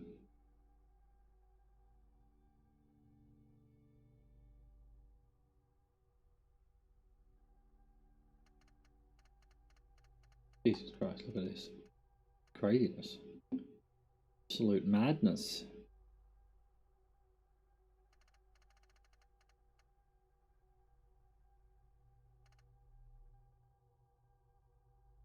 You know what? Just continue our leveling up of this. See if that comes in handy at some point. Hello again, esteemed officer, and welcome to Crime, Romance, and Biographies of Famous People. Why are you so uptight about those curtains? I just want to know what's on the other side. I already told you it's just a storage room for employees. I don't understand why it's so important to you. Just let it go, officer. Go buy some goddamn books. You're supposed to be drawn to the books. Recites it like it's a poem or like she's playing a role she's grown tired of. She's so tense it's a miracle she hasn't snapped in half yet. Why are you still talking about books? Are you trying to put a spell on me? A spell? As if, she snorts. This place doesn't need any spells or hoodoo mumbo jumbo. This place has wonderful energy. She wavers under your gaze, mouth pressed into a tight-lipped smile, then something breaks. Okay, fine. It's because this place is cursed, just like everyone said. They don't call it the doomed commercial area for nothing. Are you happy now, officer? Happy that you've ruined everything? She closes her eyes and starts mumbling something to her pendant. Host of hosts, she prays, guard me and my honest business venture from the curse that lurks behind the curtains. How does this curse manifest itself? A shiver runs through the woman as she looks around the dimly lit store. The curse is so much worse than you could imagine. It's a disease eating at the very foundation. Her voice drops to a whisper. It's a curse of financial distress, of ruin and bankruptcy. She peers at the curtains again. Ah, Annette mentioned that the previous tenants have experienced some financial troubles. Not just that, officer. We're dealing with something supernatural here. It's the Kako demons feeding off bad business practices and disappointing income statements. There's something wrong with this building, I can tell you. Ever since I arrived, I've sensed an eerie, lingering presence as if I was unwanted here. Sounds familiar. Strange, I feel unwanted too. What does it mean? Truly so, her eyes narrow as she tries to get a read on your energy. Perhaps the dark energies are leeching off you. You shouldn't stay in the store too long. It may be dangerous. Why didn't you just tell me right away it's the curse? It's not good to talk about the curse, not in detail. The negativism, she shivers. It's dangerous. Talking about the void wraiths angers them.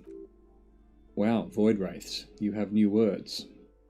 Have you sought help from anyone? Yes, I've contacted numerous parapsychologists and even a pair of Semini's mediators. They provided me with the wards. She nods at the strange cage-like trinket on the curtains. The wards help to keep the doom at bay and protect us against the darkness that lies further in the building, even though now I fear it's not enough. Is your pendant part of the wards as well? Pointed her necklace. Oh, this? She holds a pendant in her palm. Its ochre heart glistens under the lights. No, it's a special Himian amulet blessed by a desert pygmy shaman. Blessed by desert pygmy shamans with a spell of compulsion. It's to compel people to buy books. There are numerous spells cast throughout the store. I had the books anointed with different inducement spells, for example. She nods. It's guaranteed to boost sales 15%. Desert pygmy shamans, that sounds like a rather questionable way to describe a group of people. I'll say. If you'd like me to take the case, I could investigate, see if the curse is real. Most certainly not. I don't want anyone who's not familiar with the psychic arts to get involved in this mess. Stay away, leave the spirits be so they can return to their slumber. My liege, you know what this case calls for? A paradetective. Okay. Convince her to let you investigate the doomed commercial area. Slither up to her, you silver-tongued fiend. Show her what world-class perfidy looks like. Ma'am, I came here to help. I've handled paranatural situations before. Are you sure? She looks skeptical. Don't think I haven't seen charlatans before.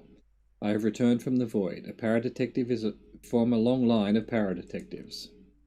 You're no paradetective. You look nothing like one, and you're clearly a drinker. Pardon me for being so blunt, but you look like one.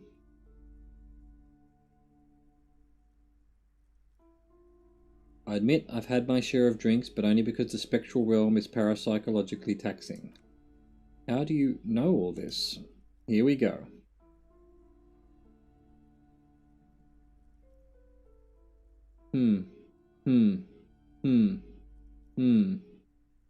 Your wards brought me here in the foot. Do I have Semini's blood? I don't think I do.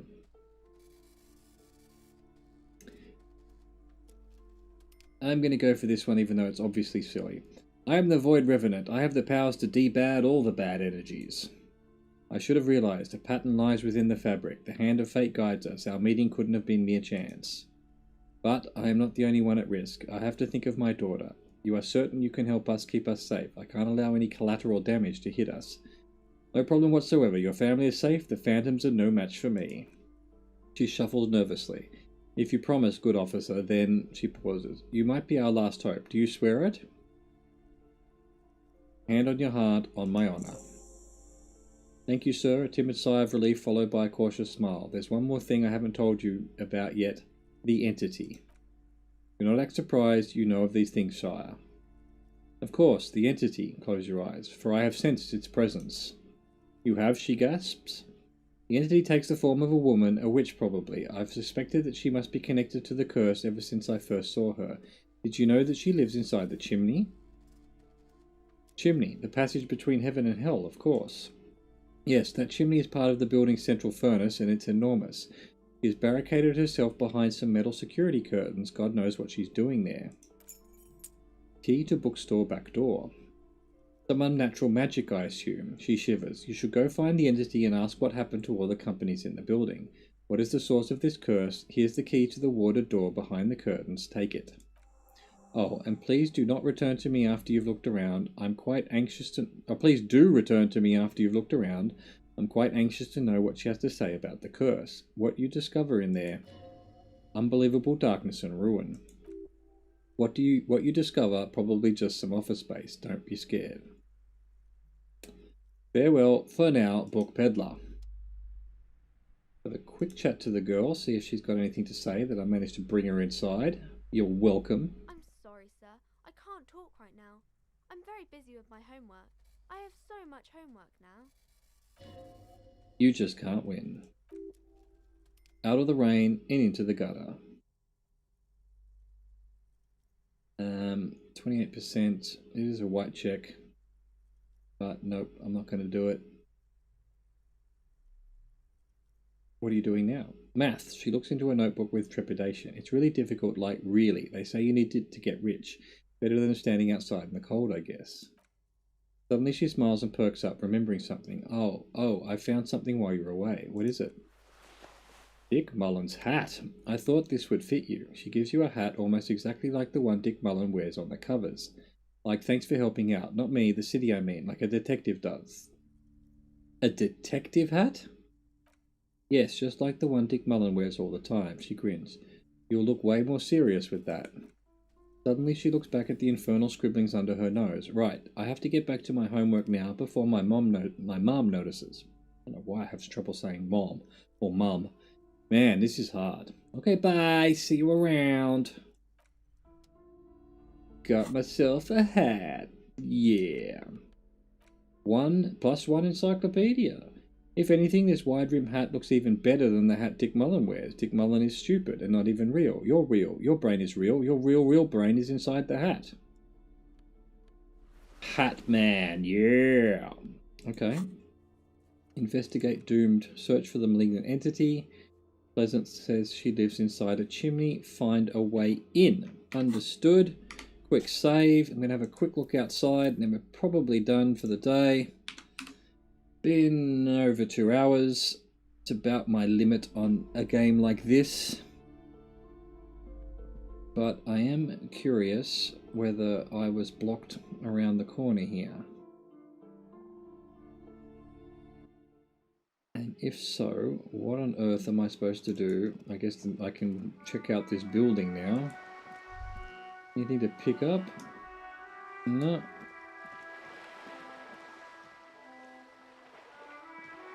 Oh, I did come down here. I just said I would not bother for the time being. So let's see what's down here. Let's do a bit of act. Oh no, yeah, I saw the cormorant. Why is the cormorant... A lonely cormorant surveys the sea indifferent to approach. Perhaps it was after I didn't come back here and then check after I failed the pétanque. Alright, so we've got a whole extra area here. Alright, give me my junk. This. Rue de Saint-Ghislain, roundabout north. Capeside Apartments. That's where, what's his face? Who knows Dad lives. This is a wall on the side of an apartment building. Why am I looking at this wall? 42% is too low. Can't even win bloody 90% ones. Oh, we're back here. So there we go. Here's how we get to this section. Can I just punch her in the head? Not that I'm violent towards. Sneak up on me. Come to slit my throat in my sleep. Apparently, she doesn't like people standing behind her back. Logic error, she's not sleeping right now. Pigs come to take me out. Trying to snuff me out. Her voice becomes almost inaudible. Are you sleeping right now? Don't get fucking clever with me, pig. You think you're so clever, she hears it. Right, that's where I'm going to leave it. Now that I know that you can get through here, excellent. That's how we move forward. That'll be for the next time, possibly tomorrow, possibly in 6 months. One can never be 100% sure with me, but maybe it'll be, maybe it won't. So thanks for watching. I'll catch you next time. Bye-bye.